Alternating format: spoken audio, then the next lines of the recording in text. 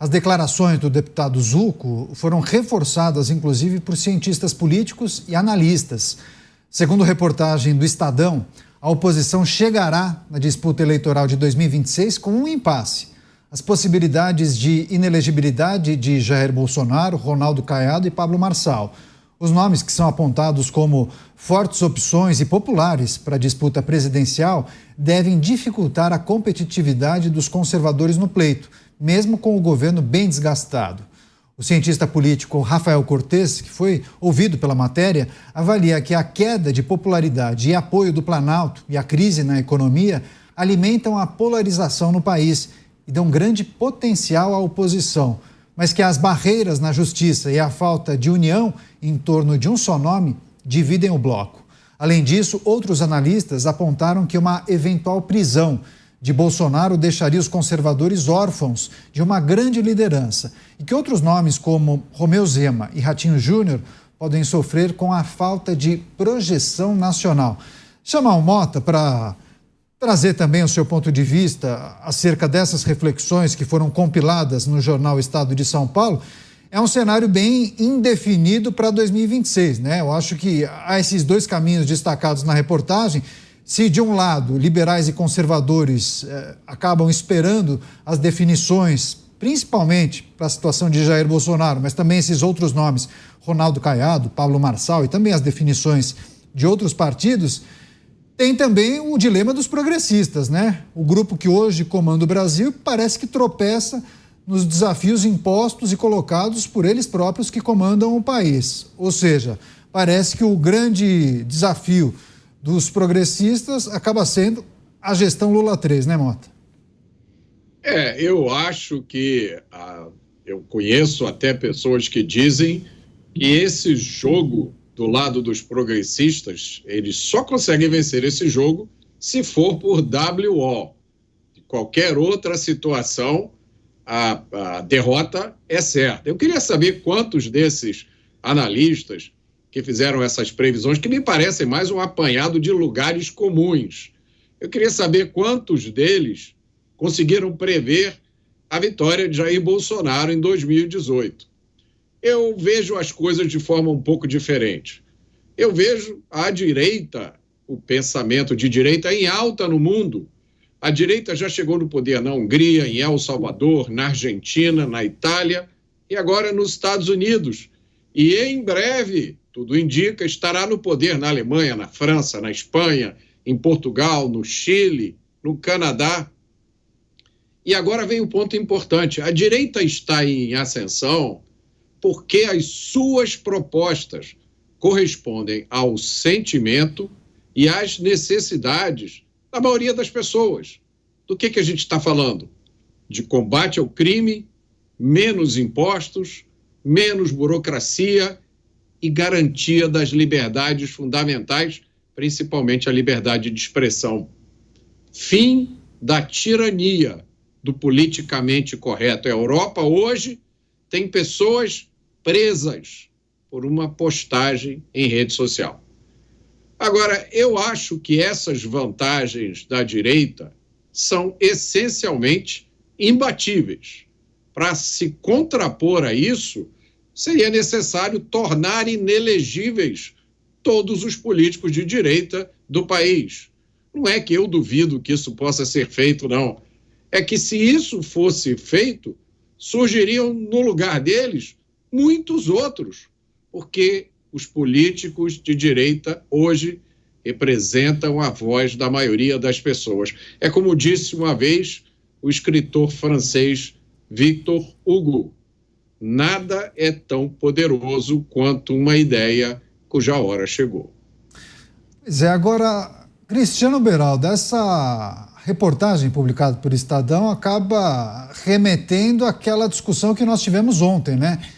E o quanto o impasse para a direita ou o grupo liberal conservador escolher quem será o nome de disputa para 2026, o quanto essa espera pode, inclusive, prejudicar a dinâmica e a estratégia dos partidos.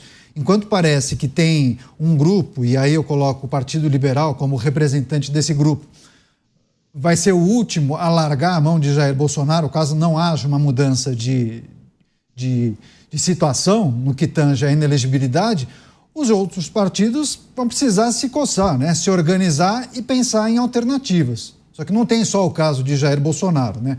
A matéria destaca ainda Ronaldo Caiado e Pablo Marçal, inelegíveis por enquanto. Pois é uma situação que é encarada com urgências diferentes por cada um dos partidos. Por mais que no final o objetivo seja o mesmo, eles querem, sobretudo, em primeiro lugar, eleger bancada de deputado. Esse é o primeiro ponto. O PL ainda tem um apelo de eleger uma grande bancada de senadores, porque o próprio ex-presidente Jair Bolsonaro tem colocado a eleição para o Senado como prioridade, né, na expectativa de que senadores eleitos com seu apoio possam, uma vez em grande número, agir de forma diferente desta bancada que foi eleita já com o seu apoio e que pouca coisa tem entregue, né, do ponto de vista dos anseios da base de apoio de Jair Bolsonaro. Então, com essa necessidade em vista, os partidos começam aí a serem pressionados pelas próprias bases a tomar uma decisão. Veja, União Brasil, agora Ronaldo Caiado anunciou que vai fazer aí uma turnê, né, com o Gustavo Lima, que seria o seu candidato a vice. Essa notícia coloca a União Brasil, que é o partido do Ronaldo Caiado, um partido que vem da tradição do Democratas, do PFL, né, onde Ronaldo Caiado foi filiado, né, por muitos e muitos anos, décadas. Então, esse anúncio dentro do próprio União Brasil, que além dos deputados que vieram do DEM também acomoda os deputados do PSL, isso já gerou um problema, porque dentro deste partido você tem quem apoia Caiado, quem quer apoiar Jair Bolsonaro, quem quer apoiar Lula, quem não quer apoiar ninguém.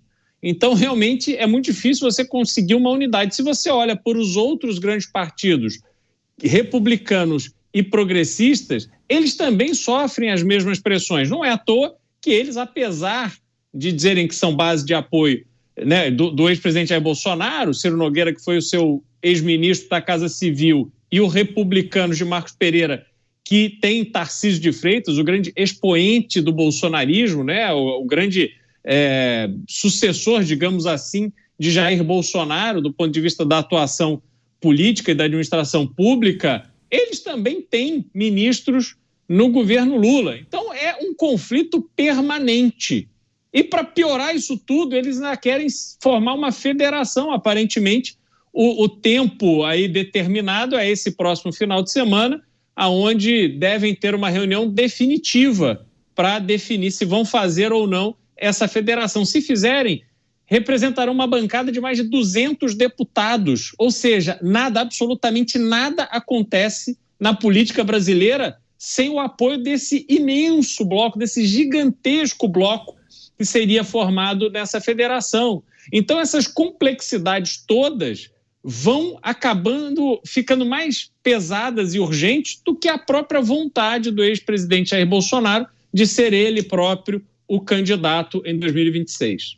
Pois é, inclusive esse desejo de Ronaldo Caiado de fechar uma chapa com o cantor Gustavo Lima, isso também pode ficar em segundo plano a depender da decisão de União Brasil e Partido Progressista, né? Caso eles formalizem essa federação.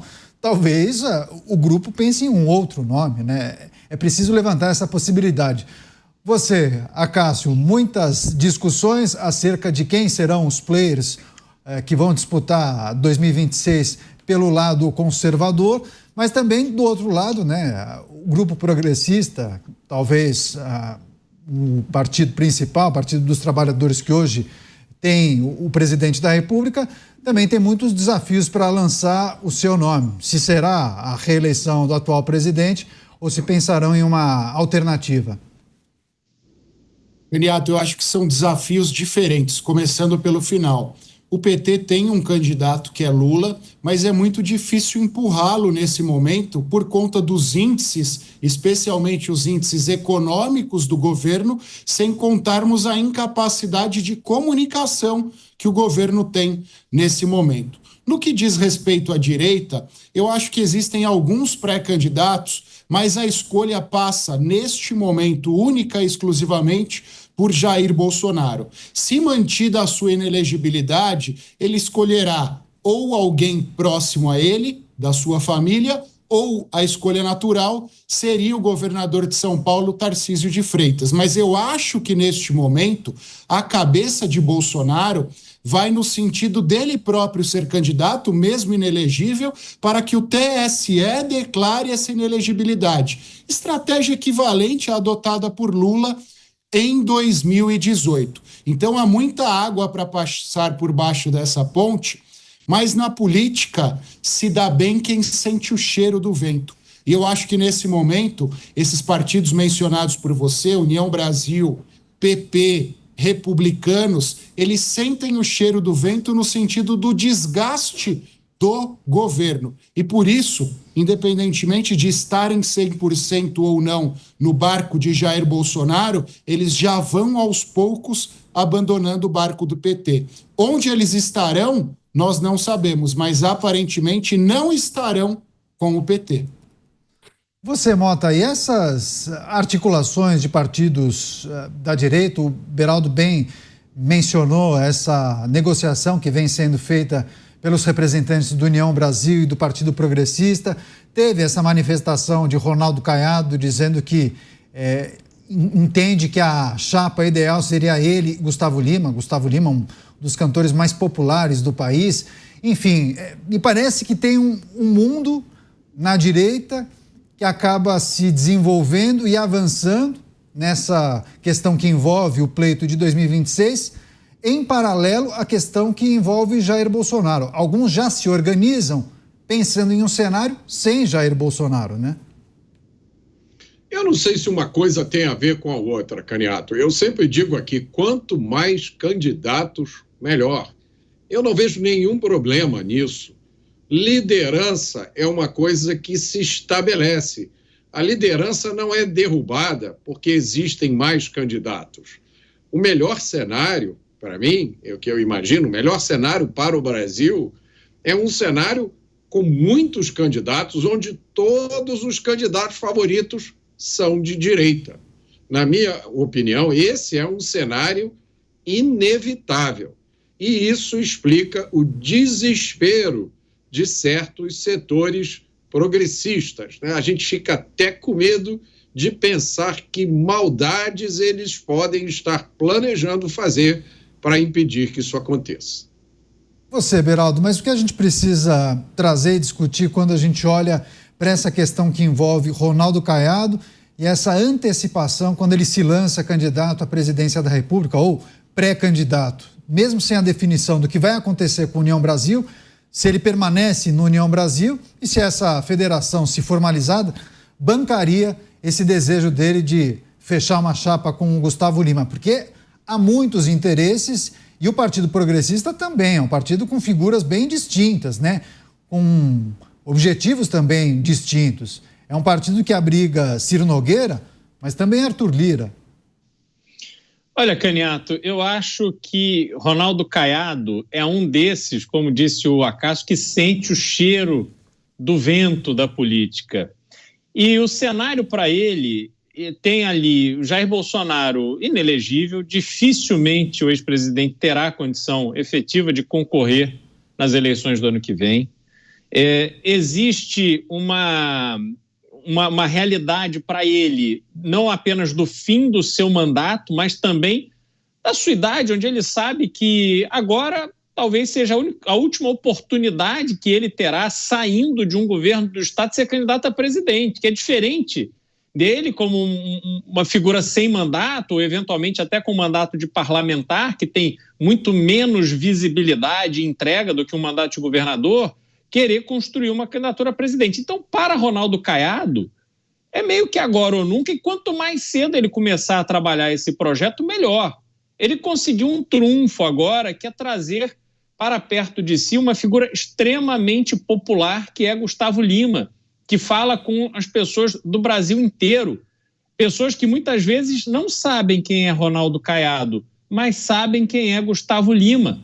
Então, ele está montando um projeto para si que faz sentido. Agora, ele corre o risco de, na hora H, a União Brasil, ainda mais se a União Brasil fizer parte da federação com progressistas e com republicanos, o partido dele diz, olha, nós não vamos te lançar. E ele terá que sair da União Brasil para viabilizar a sua candidatura em outro partido. E aí tem um outro ponto no que tange essa insistência do ex-presidente Jair Bolsonaro, né? E claro que gera toda essa indefinição. Vamos imaginar essa federação, esse bloco de mais de 200 deputados. Se houver ali muita dificuldade numa decisão para escolher um candidato a presidente, o mais provável, na minha interpretação, é que este bloco fique isento nas eleições e não apoie nenhum candidato e dê preferência aos acordos estaduais. E aí, Jair Bolsonaro fica com o PL, mas sem o apoio, sem a aliança formal com estes grandes partidos, com muito tempo de televisão e com muito dinheiro para gastar nessas eleições do ano que vem. Então, para Jair Bolsonaro também, não é uma situação confortável. Todas essas peças se movimentando colocam em cima dele uma pressão muito grande que eu acho muito improvável que ele consiga aguentar até ali as vésperas da decisão para registro da candidatura. Então, essas eleições do ano que vem, 2026, Candidato, já começaram agora. Essas peças, elas estão procurando o seu lugar no tabuleiro eleitoral. E cada dia que passa, haverá mais pessoas forçando para que esse quebra-cabeça seja montado. Pois é, interessante isso. E eu me lembro que ontem, viu, Acácio, nós falávamos sobre o prazo limite para que os partidos ou os grupos partidários tomem suas decisões em relação a 2026. Se vão lançar candidatura própria, se vão apoiar determinado candidato ou se vão criar uma nova estratégia. E há quem entenda que isso será determinado a partir da definição do que vai acontecer com Jair Bolsonaro. Só que se isso for definido aos 47 do segundo tempo, talvez não dê tempo hábil para que os grupos políticos se organizem e pensem na melhor alternativa. E eu acho que esse é um bom indício, né? Quando a gente fala do Ronaldo Caiado, que já lança a pré-candidatura. Olhando para o que pode acontecer com o Jair Bolsonaro, os prazos, a tentativa de reversão, os recursos que serão apresentados ao TSE ou ao Supremo Tribunal Federal.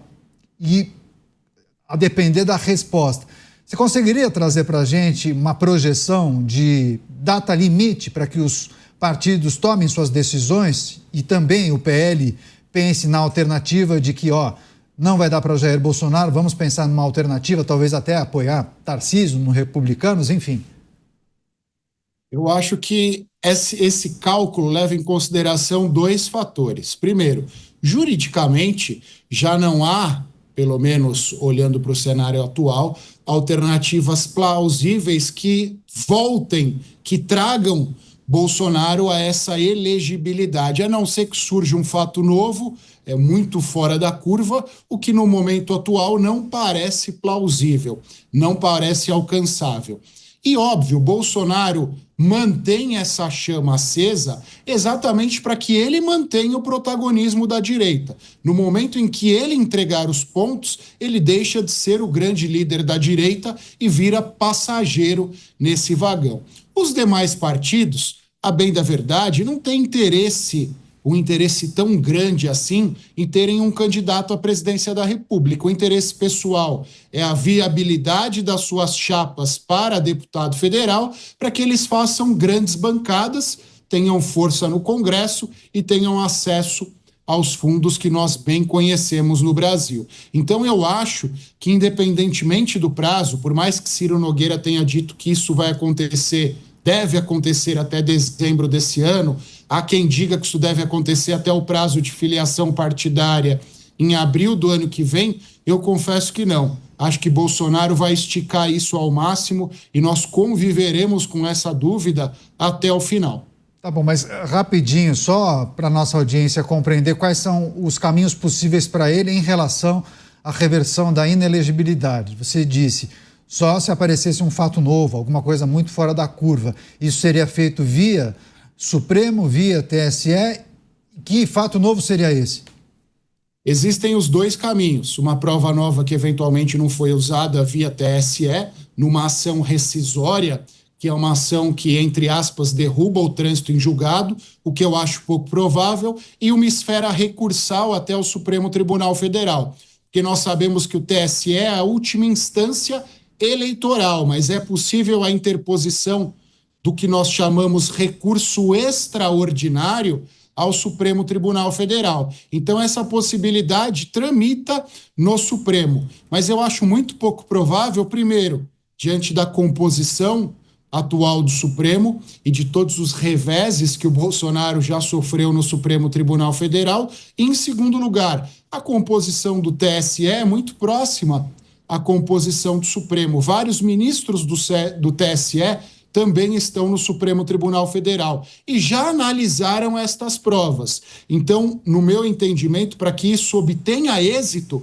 há necessidade de um fato novo, de uma prova nova, que demonstre que aquela reunião utilizada para torná-lo inelegível foi uma reunião que não foi nesse sentido ou que o PowerPoint não era nesse sentido. É uma questão interpretativa complexa. Por isso que eu acho que a chance é mínima, por mais que essa esperança exista. Pois é, há quem entenda que haveria uma possibilidade maior na troca de presidência do Tribunal Superior Eleitoral, a quem aposte que Cássio Nunes Marques tenha um entendimento diferente. Mas muitos perguntam, bom, mas isso não poderia ser ajuizado depois para o Supremo Tribunal Federal, e aqueles mesmos que ratificaram a inelegibilidade analisariam esse pedido também, né, Acácio? Tiro curto, só para a gente encerrar esse capítulo. Caniato, o Nunes Marques, como presidente, tem o poder de pauta, ele poderia pautar essa ação, mas o julgamento é necessário que se faça pelos demais ministros.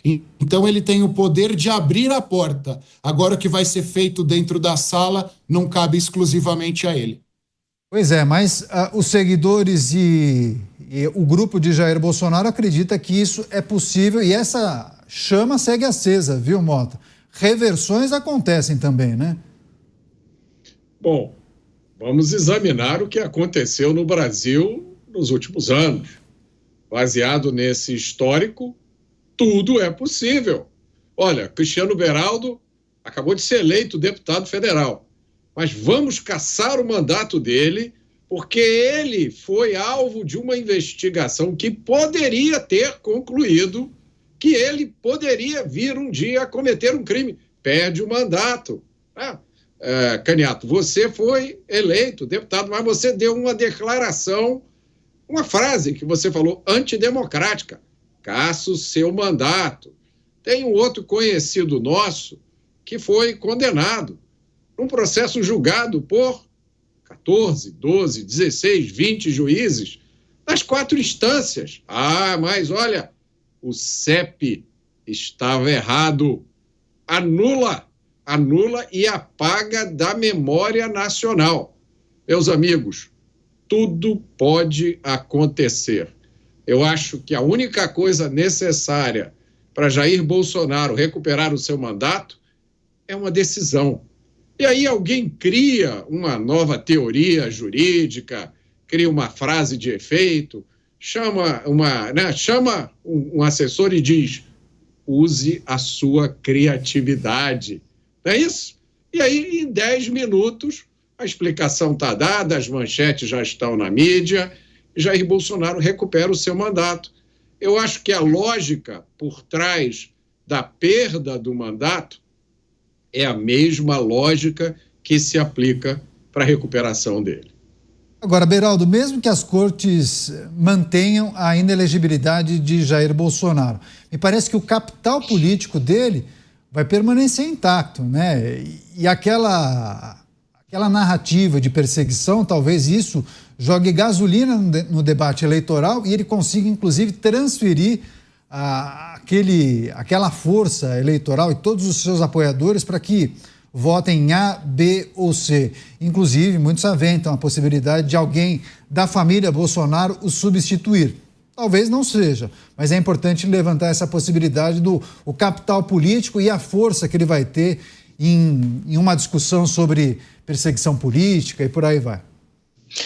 Neto, o processo histórico do Brasil, desde os movimentos de rua que aconteceram a partir de 2013, 2014, que acabaram pelo impeachment da ex-presidente Dilma Rousseff, ele demonstra que Jair Bolsonaro conseguiu pegar um sentimento que havia de revolta, de frustração, de perda de paciência da população brasileira diante de tantos desmandos, de tanto mau uso de verba pública, de tanta corrupção, de tanta frustração com tudo que vinha do poder público.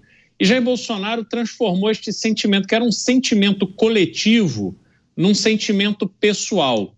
Então, quando ele se coloca, e talvez ele até tenha feito isso de forma inconsciente, mas quando ele se coloca ali como o mito, as pessoas passam a se referir a ele como mito e passam a personificar nele a solução para todos os problemas, abrindo mão, então, inclusive de cobrá-lo sobre decisões tomadas na presidência da República, como, por exemplo, a indicação de um procurador-geral da República conhecidamente identificado com o Partido dos Trabalhadores e a decisão tomada pelo próprio ministro indicado por ele ao STF, que devolveu a elegibilidade ao ex-presidente Lula, que hoje é o presidente da República, o venceu nas eleições de 2022. E as pessoas que o apoiam, elas, de uma certa forma, abriram mão do seu senso crítico e embarcaram numa defesa de Jair Bolsonaro. Então, Jair Bolsonaro não é uma figura para essas pessoas que em algum momento está errado. Ele está sempre certo e ele sempre será defendido por elas. Isso coloca Jair Bolsonaro numa posição extremamente favorável para transferir apoio desses seus apoiadores, desses seus eleitores, transferir para alguém escolhido por ele diante de uma impossibilidade dele ser o próprio candidato. Porque, lembremos, no Rio de Janeiro, o Mota conhece essa história de trás para frente, quando Marcelo Crivella foi escolhido por Jair Bolsonaro para ser o seu candidato a prefeito em 2020, o Crivella perdeu. Nas mesmas eleições, ele escolheu Celso Russomano como seu candidato a prefeito de São Paulo e perdeu. E Ricardo Nunes só venceu essas eleições, verdade seja dita, por um empenho imenso de Tarcísio de Freitas, que ficou ao lado de Ricardo Nunes, aguentando todos os ataques que vieram, sobretudo com a ascensão de Pablo Marçal. Então, vejam, o histórico não é muito positivo, mas a forma como esses últimos episódios foram acontecendo, na minha avaliação, coloca da legitimidade a Jair Bolsonaro para dizer, olha, eu não posso ser o candidato, mas este aqui é o candidato que deve ser apoiado por vocês.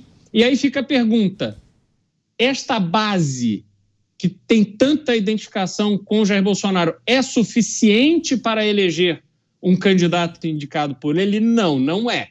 Esse é o ponto principal que está sendo analisado pelos outros partidos, como Progressistas, Republicanos e União Brasil. E aí, diante disso, é preciso fazer alianças. Mas, se você forçar demais a situação inviável da candidatura de Jair Bolsonaro, como é que você vai fazer alianças? Esses partidos vão procurar outros caminhos. E veja a complexidade desse cenário, Caniato. Não é fácil, não. Pois é, né? Bem interessante, inclusive, esse bastidor, lembrando dos apoios a Crivella e também a Celso Russomano, porque o Republicanos, em 2018, apoiou no primeiro turno Geraldo Alckmin. Só acabou decidindo por Jair Bolsonaro no segundo turno. Daí, naturalmente, o caminho ficou muito mais fácil para que ocorresse essa troca de apoios, inclusive, para o pleito municipal anos depois. Bem, a gente vai seguir monitorando essas movimentações, sempre de olho nas eleições de 2026. Qualquer novidade a gente traz aqui para debater com os nossos comentaristas.